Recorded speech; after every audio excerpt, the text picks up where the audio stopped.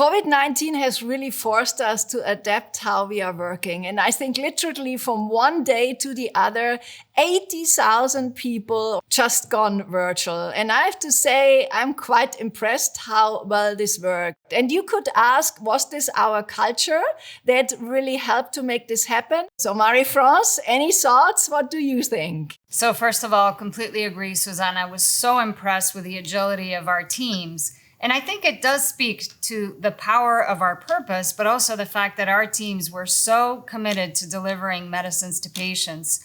Our culture is strong, and our culture is ready to be more flexible and more digitally enabled in the future. Yeah, I strongly agree with you, Marie-France. And I think it's really the time where we can explore new ways, we can launch new projects, and we really have to rejuvenate and remodel how we do things. And I think it all comes down to collaboration and openness, and we need to listen. But I think also it requires from us as leaders that we provide our teams with full trust and we empower them so that they can take action. Yeah, what a difference it makes when someone can decide when, where, and how they can deliver the most impact. I mean, it really speaks for flexibility and agility. And honestly, I think it drives a huge sense of accountability in the organization. The way that we work in the future, the way that we pivot, is really going to make a huge difference in the way that we reach physicians and patients. I've also been super impressed with the collaboration and the solidarity that we've seen across the company in these past months. I wonder what we can do to keep that.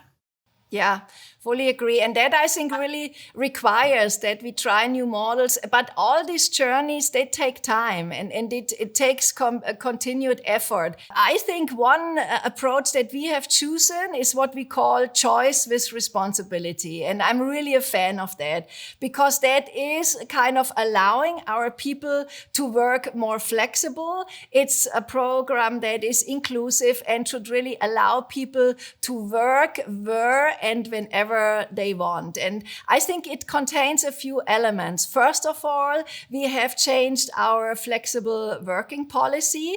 Secondly, we will provide our associates with infrastructure so that wherever they decide to work, they can do this efficiently. But we will also increase the support on mental health, which is very, very critical. And as fourth point, we will do surveys because we want to listen, we want to learn. We might not get it right in the beginning, but by listening and get all this input, we can continuously tailor to make a very inclusive and flexible environment. I do believe that it's really up to all of us to reset, to kind of define what is our new default instead of returning to the way things were. How do we take those learnings? I believe that new ways of working will allow us to be more productive, will allow us to improve our work-life balance, but will also bring a lot of innovation to the way we work. It's great to see that we are, with our new digital tools, pivoting to new ways of interacting with physicians and potentially actually getting to more patients than before. Yeah, nobody knows how the world after COVID-19 really will look like. So we need to be flexible, we need to be adaptive. And I think it all comes down to our purpose, the purpose of serving patients and reimagine medicine. And that will help us to really guide us and our associates to do the right thing. Because we should not forget there is people out counting on us, people that expect us to continue pushing ahead, and people that expect us to ensure that they can live better and longer lives. So true. Actually, I wonder what people out there are saying about the future of work.